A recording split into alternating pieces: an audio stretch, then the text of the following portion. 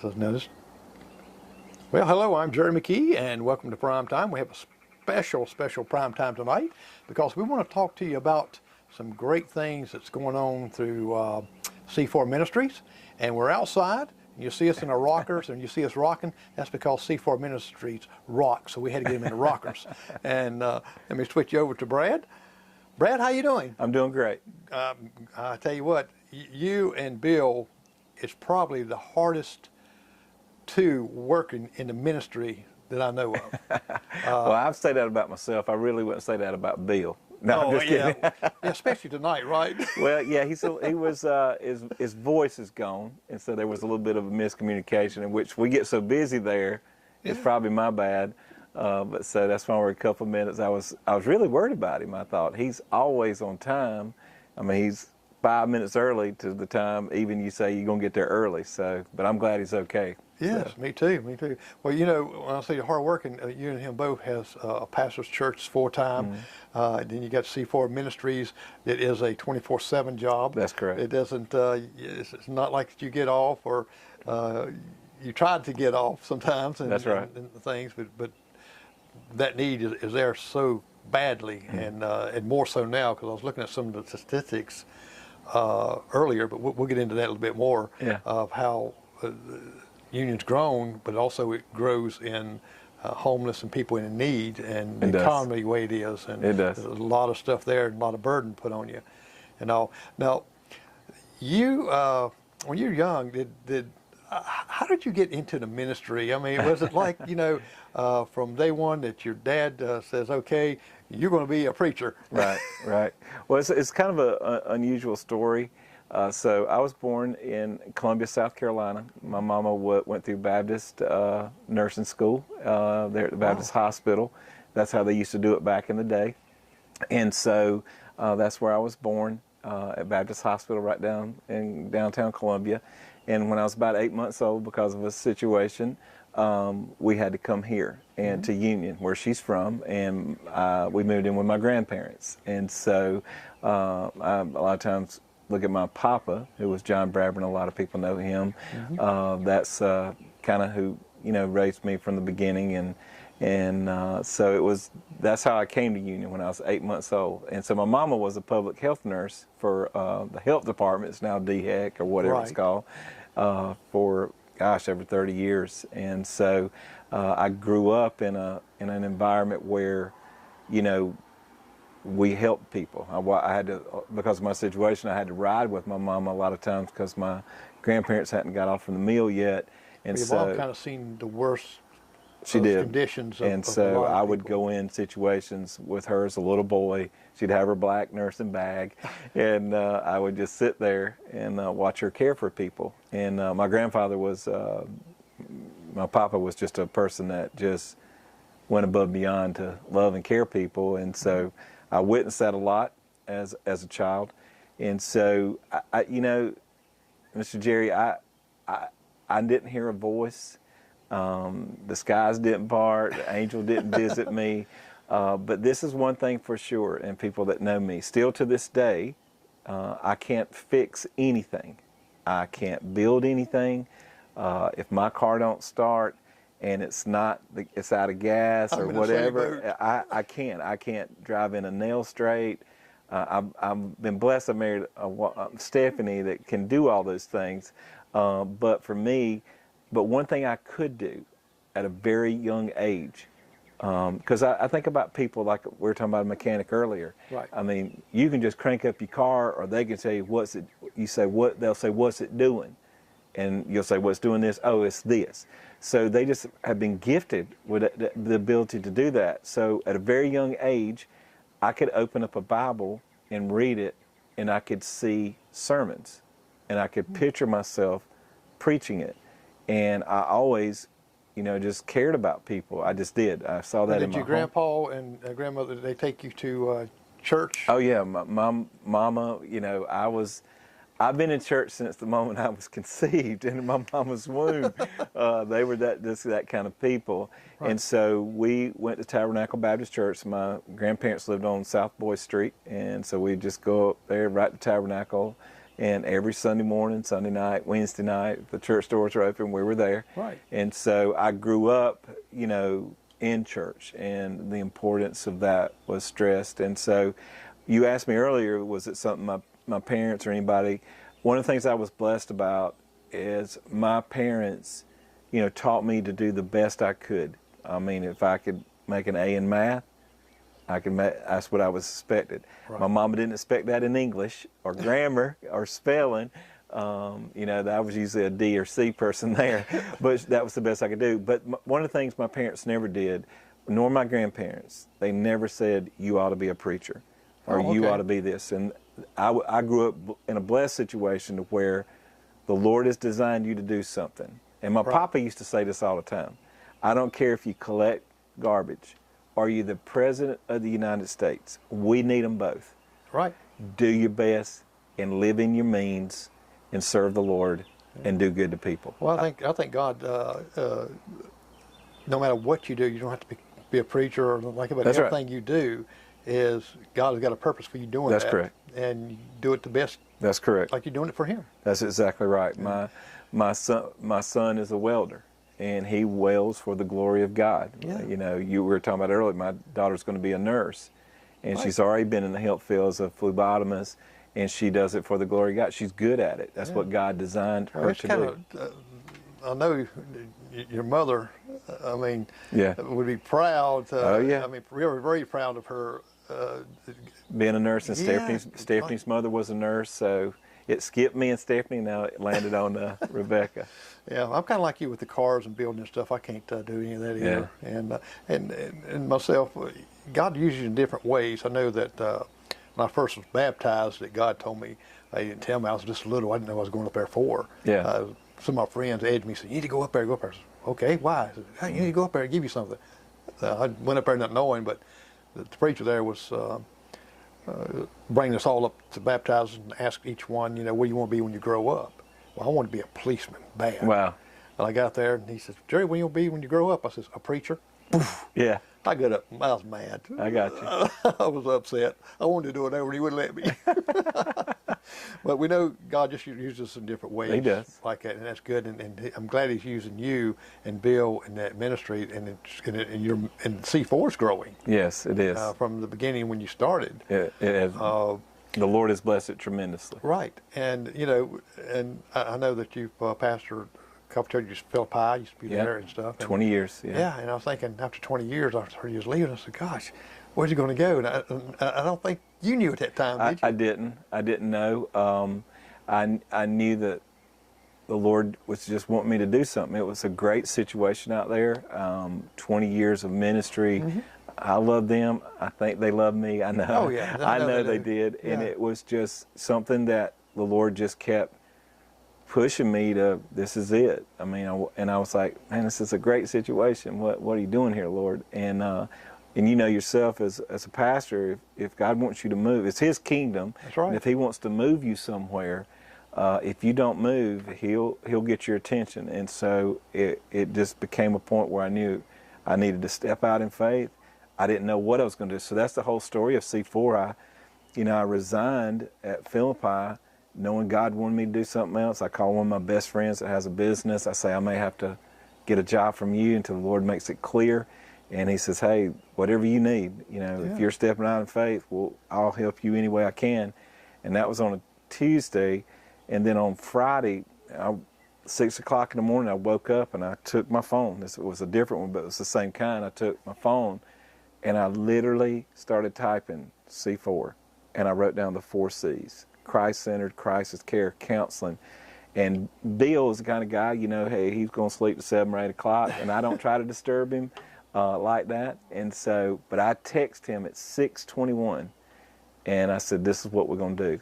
And he said, how long have you been working on this? I said, about 20 minutes. And so it had developed in it. So I think the Lord wanted me to step out in faith. We read the Bible, He honors faith. It's impossible to please God without faith. And so I literally left a great situation and stepped out in complete faith. And then He gave me, in my heart, just this vision for C4.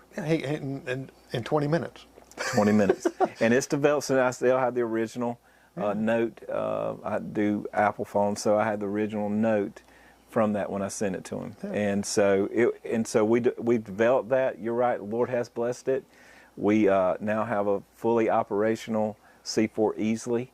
It's going incredibly well. We're getting super close to have a C4 Augusta. And now we are starting the process of talking about having a C4 Lawrence. Wow. And so it's that's pretty good. I think the Lord has just blessed us in that area, and so we're excited. And what I'm really excited about it is that the Lord started this in union. A lot of times a lot of times people get down on union. I'm thinking, my attitude is, why not union? Why couldn't God launch something incredible out of this? I love this town. Yes. I love Union. I love the people of Union. Yep. I don't want to go anywhere, and if the Lord moves me, I have to go. But I love this place, and that was my thing. And Councilman Danny Bright last week, he texted me. He said, "I'm listening to 98.9, and they're talking about C4 in Union because the guy that runs C4 Easily, Larry Floyd, his buddy runs the morning show over there." And he says, "Look, I'm going over there, and I'm going to talk about how we got C4 here in Easily." Wow. So here it is, 98.9, Union's on the radio, and people are listening to it. I just think it's wonderful. I listened to his show, and a lot of times when I'm driving, and all just different talk shows and things. And it was good. But when you first getting started, I know it was like days that you question yourself. Mm-hmm. And we do that. Yeah. God said you're going to question yourself, and that's a good thing. It is. I know it was in 2022, since it was like 27,500 some then, and I think it was like a couple people that was in need or homeless even, and it's gone up to like 22 and even more so now. And what is some of the, do you think is contributing to some of the homeless? I did some interviews with some homeless people. Yes. And I was really surprised that these people got this mindset of they're homeless, they're on drugs automatically. Yeah, that's right. And it's not so. That's right. So we've been doing this for 5 years. Mm-hmm. I mean, full time. Every day we get up, and we're a crisis ministry. I mean, we help out people in any kind of crisis it may be. Sometimes people call us and say, somebody said, "You'd lead me in the right way." It may be recommending where to get their car fixed, or it's something as simple as that. Right. Or it could be something of the magnitude of, a person whose house burned down, and we go in and help them. So when we look at the homelessness situation, I look at things very simply, because that's the way I can understand it. Right. So there's homelessness for two reasons: choices and consequences. Mm-hmm. So we had a lady and her two children that lived in our transitional home for about 6 months. She is an incredible lady. I mean, as nice a person you ever want to meet. She works at one of our local nursing homes, and she had been renting a place for, about 11 years. Good tenant, everything. She's at work, her children at school, and a couple that decided to be intoxicated were driving past her house, lost control of their car, ran into the house that she rented, and she got a call that had happened, and the house literally was knocked off its foundation. Wow. So here's a lady that is immediately homeless with two children. Mm-hmm. That's just a consequence of a freak accident or a consequence out of her control. So immediately, we got in touch with her. We heard about it. We got in touch with her, and we put her up in a motel for a couple of days, showed her the place. And she lived in our transitional home for about 6 months. Beautiful situation. Then she found her another place to live, and she's doing great. Wonderful lady. We see that, people's house burned down. Okay, they're homeless by a consequence out of their control. But a lot of times what we see, the majority of what we see, are people are homeless because of choices. Right. And that we did the cold weather shelter back in January when it got below 10 degrees, and we did that for 3 nights. Thank Lisa Hartley for allowing us to go in there and partner with her at the Union County Pregnancy Center. It went wonderfully. Mm-hmm. Each night it grew, but a lot of people would not come. we knew where the encampments was. We worked with Angela Lakes and Teresa Humphreys with Visions of Hope. Myself, Troy Wright, different people went out to where we know the encampments were. We knew where people living in abandoned houses and told them, hey, we got a place for you to come in and sleep tonight. Right. You'll be warm. They said, no, we good. We're fine where we are. Thank you. And you know, so a lot of that is that. I mean, a lot of times people will say we need a homeless shelter, we need these different things, but the people that choose, and we love them because Jesus loves people. Right. But people that choose to take a substance or take a drug or do things like that, and they're literally messed up on whatever meth or whatever fentanyl, you can't bring them into a homeless shelter. No. You cannot. And so we at times have a couple, I learned this early on, we have a couple people at times that live in the woods behind us at C4. And I made the mistake one time. I said, hey, look, you're homeless and we want to help you. And he's like, no, we live back there. Yeah. Well, and so I began a conversation with them, and I said, look, after we give them water, food, you know, they don't leave a mess. I mean, they keep it neat. And I just said, one July, it's real hot. And he said, it's really hot. Can I get something to drink? And I said, yeah, you want a Pepsi? I said, I'd rather have a bottle of water. And I thought, man, I would want a cold Pepsi on a day like this. And the reason why he wanted a bottle of cold water, because they would go up to the Family Dollar and refill that bottle. You can't refill a can. They would use that bottle to bathe themselves. And so I built a relationship. I just said, look, if you ever want to move out of the neighborhood, just let me know. I'll be glad to help you see some places that, he said, we're good. And it's choices, like you said. People make choices like that. Make a choice. One of the guys that I interviewed, when I was interviewed at the homeless out of Greenville, and he told me, he says, I like the way I'm living. Yeah. He said, I like the way that I'm going and coming, and I don't have to answer to no one else. He says, I'll work a little bit, maybe get a little food or something like that. Or someone gives me. He says, but I don't want to do this. I don't want to be bound down. He said, I'm free. Yes. And I just said, wow. I mean. And there's always a story. A lot of times, case in point, you want to find out. C4, it's easy for us to put somebody in a motel. Right. That's easy. It's easy for us to give somebody food. That's easy. You know, we work with several organizations, Vision of Hope, Miss Peggy down there at Mount Etna. Right. I mean, we can get food. It's easy for us to get clothes for somebody. Those things are easy. Mm-hmm. But what we do at C4, we want to know, why can't you pay your bills? Why are you homeless? Why are you these ways? Right. What's your situation? And so we try to give people a path out of that. That's the whole mission. That's why we're a little bit different. I mean, we can put somebody up for 3 nights, but what do you do with them after that? What's their long-term plan and goal and stuff like that? And a lot of times people are taken advantage of. I think the motives are right by people helping them, like at Walmart. I mean, when the Lord gave me clear vision what to do, I said, I'm going to help out people in Union that need help, but I'm also going to help any citizen of Union, and I don't want to see good-hearted people being taken advantage of. Right. So, case in point, there's a lady that comes down periodically from out of town. I think Bill and I have established it enough where she knows not to come, or we won't have to call the law. Right. But she posts herself right outside Walmart, and she has a little baby and a toddler, and she says, I need diapers and formula. Well, Mr. Jerry, you've been in Union longer than I have. If 50 people in Union walk past that and go into Walmart, 45 of them are going to walk out with diapers and formula. Exactly. And so I knew it was a racket, and I knew I could get her to Lisa Hartley and Miss Wendy up there at the pregnancy center, and they would take care of her.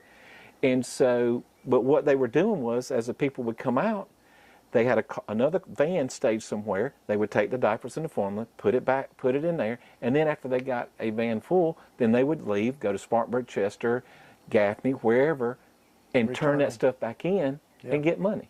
Yeah, and it's unfortunate that way. Yeah, it is. and I have people approach me all the time.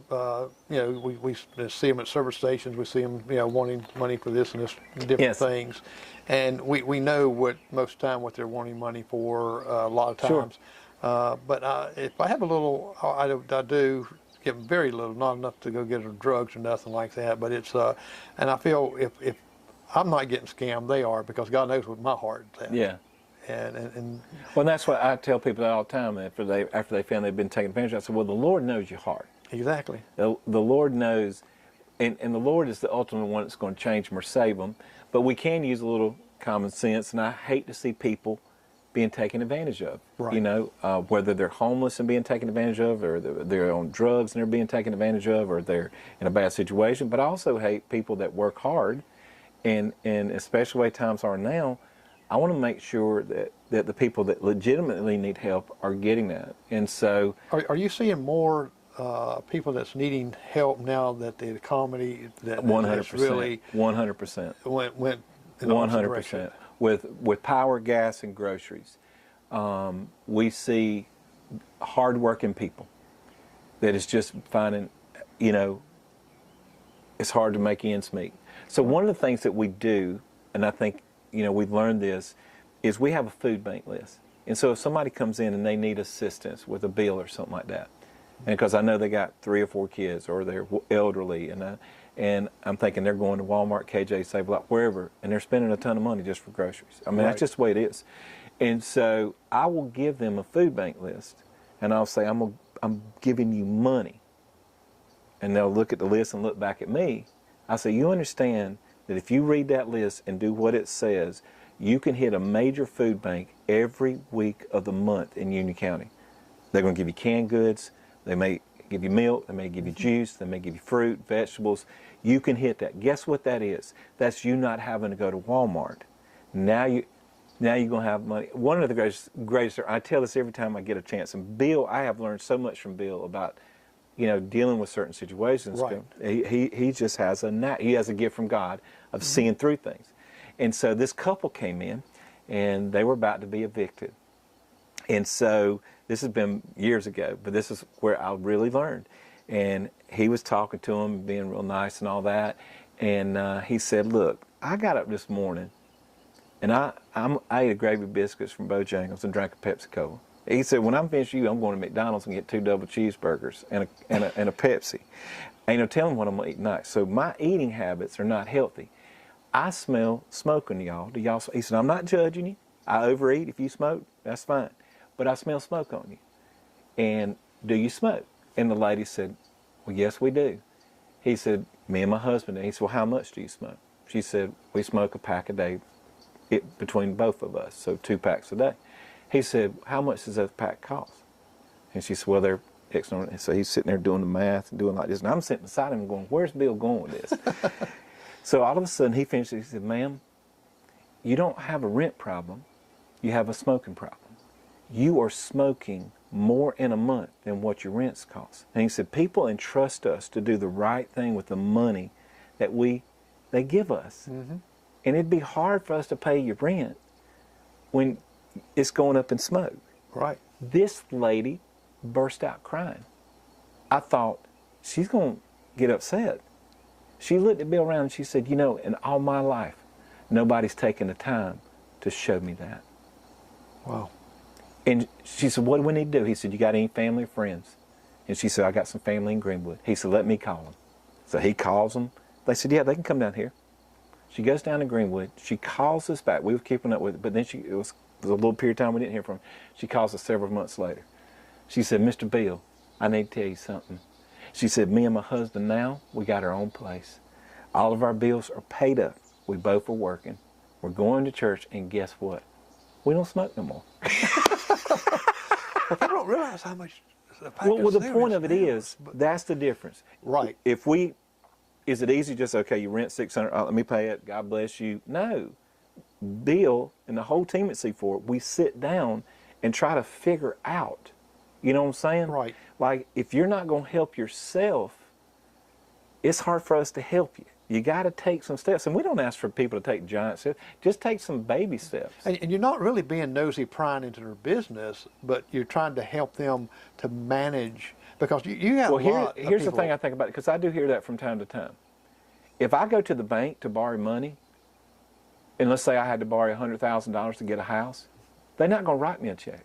They're going to find out what kind of house it is. They're going to get an inspection. They're going to do and break all that down. They're just not going to hand me $100,000. That's right. So God has led people to give to us, and they trust us to vet these people, find out what the deal is, because, and I hear time from time, people say, man, you go down there and they want to get in your business. Well, when we've been entrusted with donations, we have to get in people's business to find out what the deal is. You're kind of like a bank in a way, but except you're not having to pay it back. But only paying back is going forward. And that's one of the things that, you know, when I said it's easy just to pay these things, it takes a lot of time when we want to invest in people, right?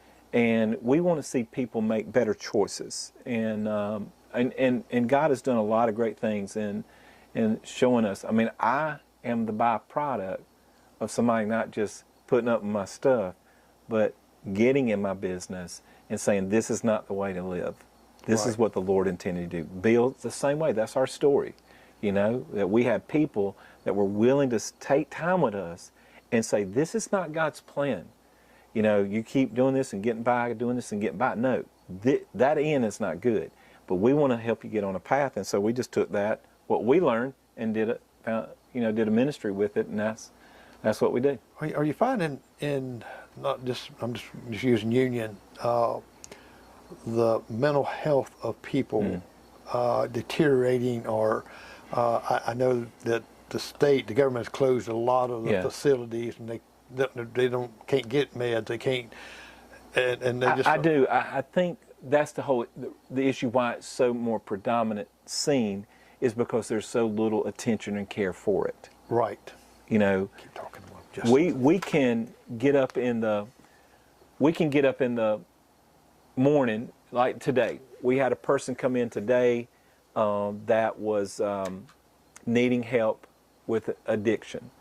And so because the person needed help with addiction, there are numerous places that we can call, right? Right. To get this person in a place where he can get the help he needs.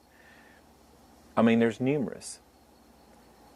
If somebody walks into our office and needs a in-home or inpatient place for mental illness, unless they have really, really good insurance, or unless they got a ton of money,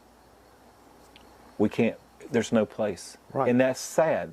And hopefully the attention that we're seeing with tragic situations that have happened across our country with people that just have some mental struggles, that we need to give that more attention, and we need to have places that these people can go to get the help they need, no different than a person struggling with addiction. You know, we use Miracle Heal a lot. Right. You know, we see the results of that. Obviously, the biggest fruit of that for a lot of us is Monica Patrick. Right. And Monica Patrick has done an absolutely 180, and she works with us every day, and she's doing tremendously to help people get out of it. But she went to a place that she was there for 9 months to work on her addiction, her struggle, what got her in it, 9 months. Right. And so that's a good time to get people out of their environment, to get people away from that, and get them some structure. So a lot of times you can take people that are struggling with mental illness, they may need a place to stay, just to be taken care of. Right. And not harm themselves or harm other people. But yeah, that's a growing problem. And the reason it is, there was a guy that came to our office that was talking to us about it.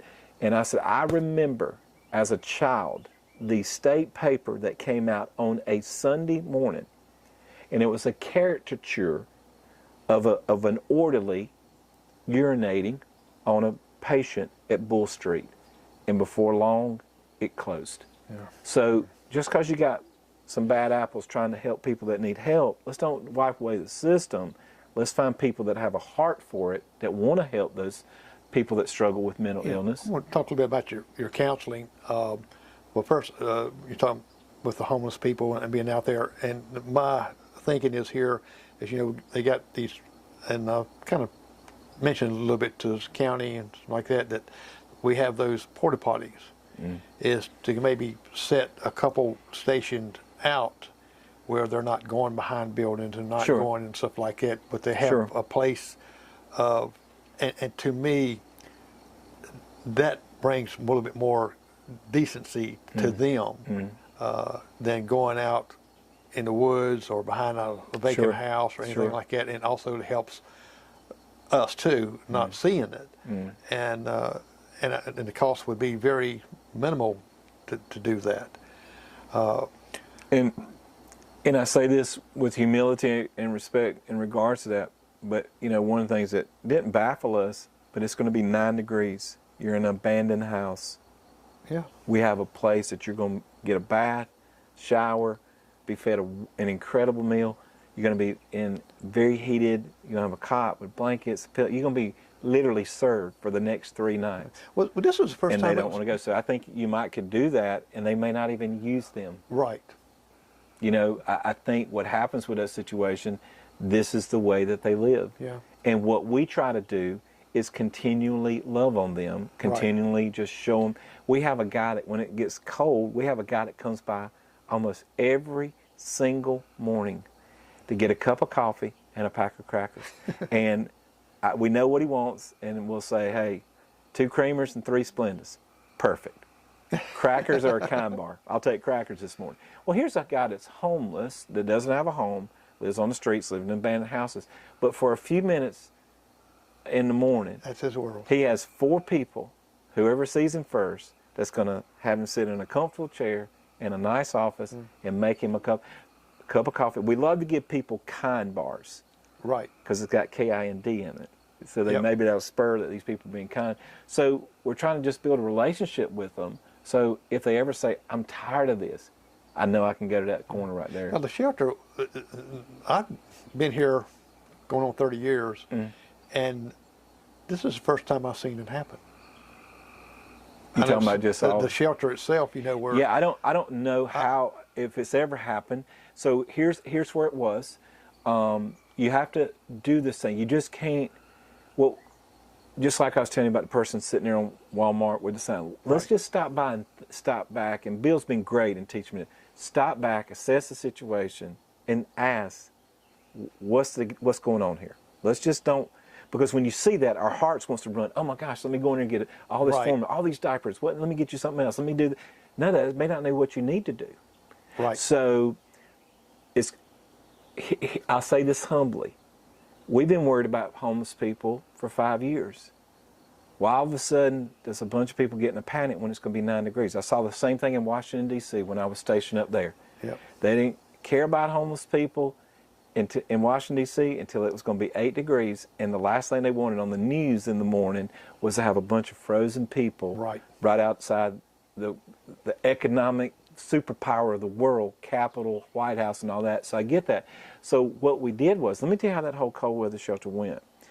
So I knew it was going to be 9 degrees. We had already worked with Spartanburg Coalition Homeless for a couple of years. We worked with Miracle Heal since the time we began, basically. So we learned what to do. Right. And so literally, myself, Dale Goff, Teresa, and Angela from Visions of Hope, I wouldn't leave the office. And I'll say this story, which really, I've been calling, trying to find a place. And I understand the liability. It is a liability. I understand that, you know, people saying, why don't they open up their buildings? Why don't they do that? And I'm thinking, here, I'll say this humbly, then why don't you open up your home? Right. If you want a church or some organization just to open up the doors and let all these people flood in, my question is, do you have a spare bedroom? Because I was in one of those meetings that got a little tense, and I said, okay, if you're so concerned about the homeless, me and Miss Teresa and Angela can take you right down the road. There are 7 people in an encampment, and I'm looking around, and there's about 10 of us here. How many of y'all have a spare bedroom that I can take one of those 7, and they're going home with you tonight? The place went, Mr. Jed, it went absolutely, it went silent. Yeah. I said, so don't make people feel bad what you're not willing to do in your own home. And I get it. Yep. You don't know who these people are. You don't know what they're bringing into your house. And so, long story short, there was a lady that I've become very just attached to in love and concern. Most people, if I said her name, know she's been homeless on the street for years. And it was about 2 o'clock on that Friday, and I saw her across the street, and I went over, and she asked, could she get some coffee or whatever, and I just called her name. I said, listen, you can't sleep on the streets tonight. And she said, why not? And I said, well, it's going to be 9 degrees. She said, I got a blanket. I said, a blanket won't protect you tonight. I said, and this is what she said to me, Mr. Jerry. So, Brad Goodell, you of all people are going to ask me to do something to get a room. I said, what are you talking about? Oh, I could find a place to sleep tonight, but I have to do really bad things. And people do bad things. It ripped me to shreds. I'm crying with her. I get emotional thinking about it now. And I said, I'd never asked you to do that. And I went back in that room and I said, Lord, please help us somebody to say yes. You know, and we'll take the liability, we'll take the responsibility. We had all the food lined up, we had all the security lined up, we had everything in place. We just need a place. So it wasn't happening. And I had called Lisa Hartley earlier that day. And I know she's a school teacher, she doesn't get reception inside the building. And so I called Teresa, Angela, and Dale. I said, it doesn't look like it's going to happen. I said, bring everything y'all got. And if it takes us all night, we're just going to go around and hand out emergency ponchos, which keeps you really warm, blankets. We're going to give away everything. We'll go to all the encampments, and hand it out. I know sometimes preachers preach it up and embellish it for the effect. So I got in the car with them. We went to the first encampment, which is right across from Gene's Fine Foods. Right. I went to put my hand on the door. It's all 4 of us in the car. I went to put my hand on the door, and the phone rang. It was through my car phone. And I said, that's Lisa Hartley. I said, Lisa. She said, Brad, I'm so sorry. I know you call me around noon. I don't get reception. I had to work a little late. What do you need? I said, Lisa, it's going to be 9 degrees. We got everything in place. I just need a place. I said, can we use the pregnancy center? She says, absolutely. Let's do it. I'll meet you up there in 15 minutes. And the rest is history. Yeah. I mean, the video I did, I mean, it had like, I don't know, 25,000 views, 1,500 shares. WSBA come down and interviewed us for 3 days. It was a top story on the 6, 7 at night, in the morning, 10, 11 at night. And it shined what union really is at its core. Yeah. We don't want to see homeless people out on the street. We don't want to see people in addiction just struggling, but it takes a concerted effort and a plan. And so one of the kickbacks that we were getting, and some things like, I said, well, if somebody does, you got to have security. Right. You have to check these people. Oh, I think that's ridiculous. You don't need that. I said, you do. Yeah, you do. And listen, the sheriff was, and the city police had officers up there that just were monitoring it and stuff like that. And we were thankful for that they did that for us. And then one officer was actually there the whole time. Matt Vazell did an incredible job. And then Rusty from the city just retired. He would come in and check on us. One officer actually brought somebody up there, one of the city police. Oh, great. Yeah, it was incredible. And so, but when we started scanning people, we wanted them, and did it discreetly. And we said, look, we want you to be here, but you can't take anything back there that could harm you or anybody else. And I said, these police officers are not going to arrest you. I don't care what you put. They're not even looking. Whatever you put out of your pocket, we're going to put in this bag, zip it up, it's a clear plastic bag, and put your name on it. One of those Ziploc bags that you can write on.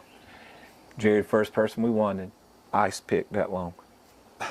Second person we wanted, a box cutter that literally could cut off a head of a gorilla. Yeah. One lady walks in with a baseball bat. But here's the deal. They live on the street. They got to have it. Yeah. They got to have it. But nobody, they said, no problem. Yeah. No problem. They put it in a bag. We sat over there. People were coming in. They were loving on these folks. We ate. We fellowshiped like it was a family reunion. And then they would go back and just absolutely sleep like a baby. Now, switching gears on the counseling, if a couple or someone's having some difficulty, it just needs counseling, not needing food, not needing shelter, so they can come to C4. That's the biggest thing we do. To have good counseling. And, absolutely. I think you set up programs where they can come certain time. That's correct. It's almost like a schedule. Yeah, so Tell a little bit about that. Okay, so a lot of times people say, man, I'd love to have your hours 10 to 12, 1 to 3.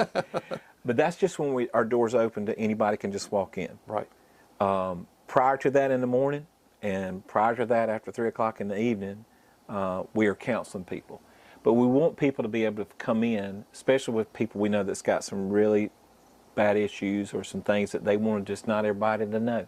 Right. And so we do that either before it's open or after we close. And yeah, I stayed there at 8 o'clock last night counseling a couple that was going through some marital issues. I know Stephanie and Heather counsel a lot of young girls, and they're referred to us by the school system. And sometimes they just need a little direction, a little talk. Right. Bill, I mean, if he ain't talking to somebody about addiction struggles, I mean, he's on the phone, either talking to them or texting them. I mean, I don't know how he does. And I know I made a joke about him in front, but really, the guy, I don't know if he ever sleeps. Yeah. I know he does, but I don't know. I mean, he's always doing that. Same way with me. I mean, as I've been sitting here, you've heard my phone go off several times.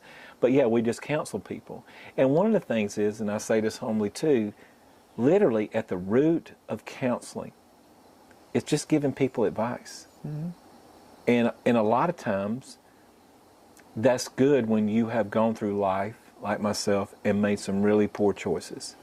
If you've gone through life like my childhood and had a really bad experience for years of abuse in all three areas, physically, emotionally, and sexually, and then God gets a hold of your life, God shows you don't have to become bitter or angry and do sinful things because bad things, and He changes your heart, just like with Bill. You know, everybody knows Bill's story of embezzlement. They know Bill's story of the drug use and the drug selling. They know all that.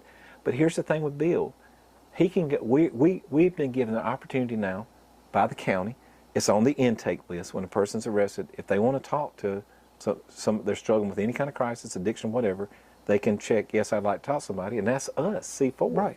So here you got Bill that goes up there, and it's like, I don't know the expression, like eating candy out of your hand. I mean, literally, he can relate to these people because he's experienced, and Bill's knowledgeable. Bill's a very knowledgeable person, reads all the time. Well, I think someone that's experienced, I think God sometimes, by our own choices, says, okay, so I'm going to let you go that route, and it ends up horrible. But I think He does that to let us able to teach someone else that's going through the same thing. That's Right. right. Oh, you don't know what I'm going through. Yeah, we do know what you're going through, and to talk to them about it. Well, tomorrow afternoon, at 3:30, I'm talking to somebody 3:30, 4:30, 5:30. Then I have another meeting at 6:30 at church. And then the next night it's just boom, boom, boom. And so you're right. You can't put crisis on a clock.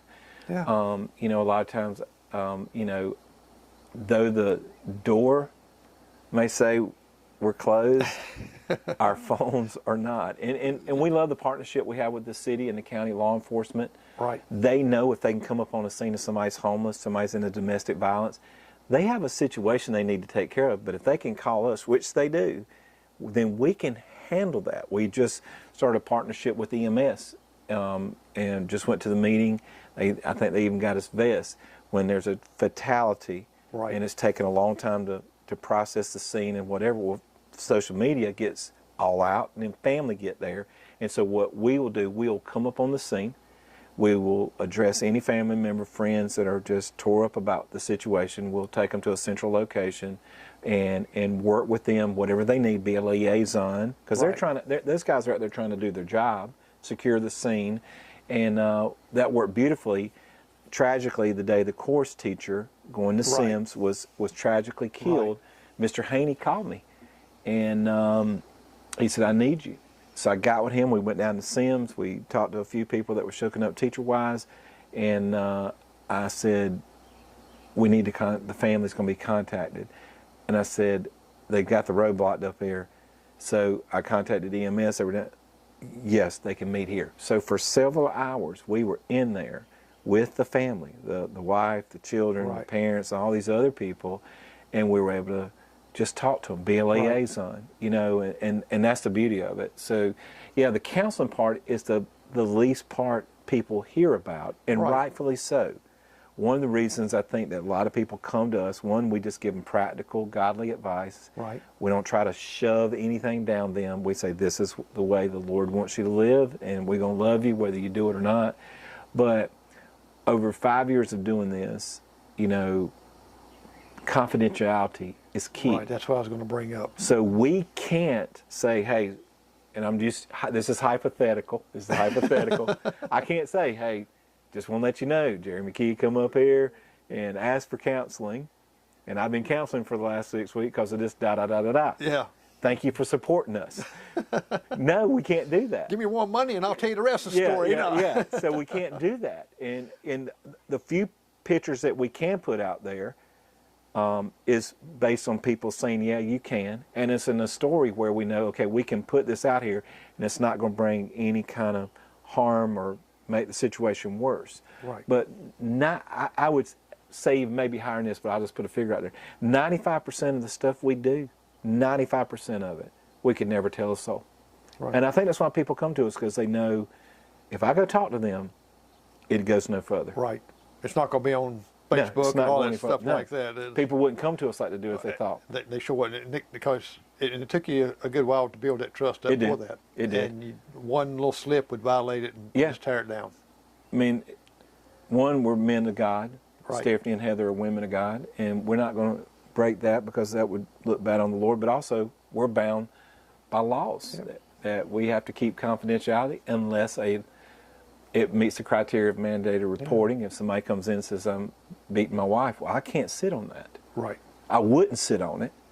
You know, if somebody comes in and says, I'm out here doing something that harms the community, we can't sit on that information. But a lot of times, and those are extreme things. The criminal activity. Any ordained minister in the state of South Carolina is a mandated report. Just like your daughter, a teacher, any of them, they're mandated reporters. If they know there's abuse or somebody's being harmed, you have to report that. Right. But we don't ever hardly run into that. Well, Brad, we're down to the hour here. Really? Yes, it go by quick, didn't it? Yeah, I think initially we're just going to meet to talk about maybe the golf tournament. Yes, we need to mention that. We can go a little bit longer. You got a golf tournament coming up this coming Friday. This is coming Friday. And I've looked, and I tell you what, you're blessed with a lot of sponsors and sponsorships. Listen, I wanted to say that we are so blessed by the people that have given the corporate sponsorships, the whole sponsorships, you know, Velocity being the huge sponsor of the whole tournament. Velocity Research, tremendous. You know, Scrub Shop doing all the awards. And then you got just numerous people. Kenny O with One Eye Pig, he's on our board, him and Melanie, but he's providing all of the food and drinks. Now, is it groups that's playing in the tournament, or is it just individuals? Is it groups of 4, teams of 4? It's captain's choice. Okay. And so I'm not a golfer at all. I used to be. Bill's incredible. But what happens is they go out there, and I guess the best one that hits that will use your ball and stuff like that. But we did 20 teams last year, filled up. So we went to 30 teams this year, filled up almost immediately. Wow. Almost immediately. You know, things have come up with some people, hey, this came up, I'm not going to be able to come, but we had to wait, and people waiting and just fill them right back in. Now, is this a one-day event or a weekend? It's a one-day event. People will start getting there around 11 because lunch will be served around that time. They'll start registering. There's a putting contest that guys like to do. People go out to the driving range. Right. It's a really, I had never been to a golf tournament until last year when we did one. And this is what's so incredible. Pam Alexander is on our board, but she has a son named Garrett. And Garrett's just a young man, and he had went to a golfing school down in the lower part of the state.